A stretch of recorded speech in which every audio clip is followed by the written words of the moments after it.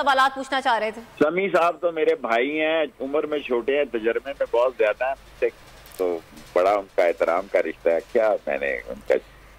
ठीक है, समी साहब भी गुफ्तगू करेंगे। शेख साहब, आपको क्या लगता है इस वक्त जो हुकूमत जिस मूड में नजर आ रही है, कुछ देर कबल हमने देखा राना सनाउल्लाह और फवाद, इसके अलावा जो है साद रफीक की जानिब से प्रेस कॉन्फ्रेंस की गई, लेकिन जो बॉडी लैंग्वेज नजर आ रही है, क्या लगता है कि मुज़ाकराती मेज पर आएंगे?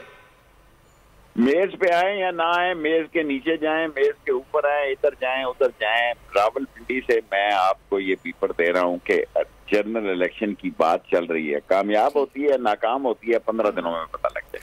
ठीक है शेख साहब, आप बड़े पाए के सियासतदान हैं। शेख साहब, इस हवाले से बताइएगा, आपकी माशाल्लाह बातों को पेशन गोइयां भी कहा जाता है, तो कितनी देर में इलेक्शन मुतवक्की है? और अगर इलेक्शन का मोड बन गया है, खान साहब की जानिब से कह दिया गया है, तो क्या तहरीके इंसाफ की तैयारी मुकम्मल है?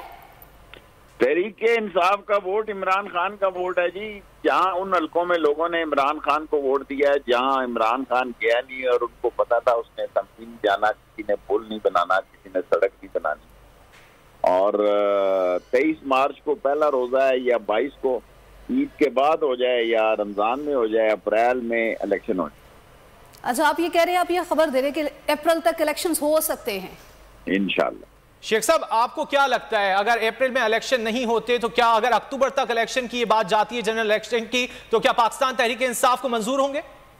देखें, ये जहां मर्जी ले जाएं, ये जी का जाना ठहर गया है। इन्होंने अपना सियासी मुर्दा खराब कर लिया है। 13 पार्टियों की कोई वोट बैंक नहीं है। अकेला इमरान खान इस वक्त जो है वो फैसला कुन और मकबूलियत की बुलंदी पर है, और ये जितना इलेक्शन डिले करेंगे, ना तरसीलात आ रही है, ना डॉलर है, ना इकॉनमी चल रही है, और काबुल में कल धमाका हो गया है, और ये शुरुआत है, ये कहाँ तक जा सकती है, अल्लाह रहम करे।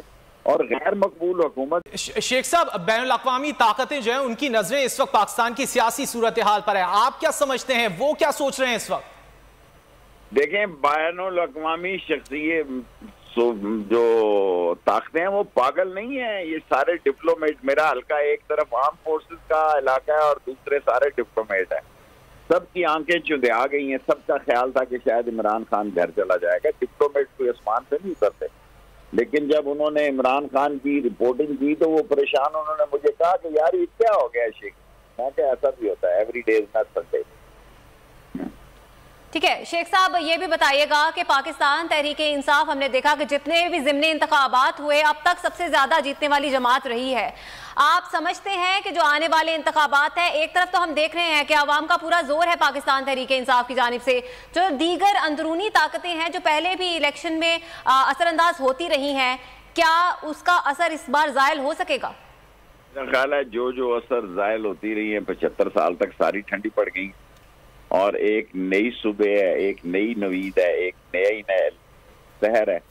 तो इंशाल्लाह वोट लोगों ने देने हैं, और इमरान खान की बहुत बेहतर पोजीशन है। शेख साहब, साद रफीक साहब कहते हैं कि अगर असम्बलियां तहलील होती हैं तो कानून और आइन के मुताबिक फैसला किया जाएगा। आप क्या समझते हैं, वो क्या फैसला हो सकता है?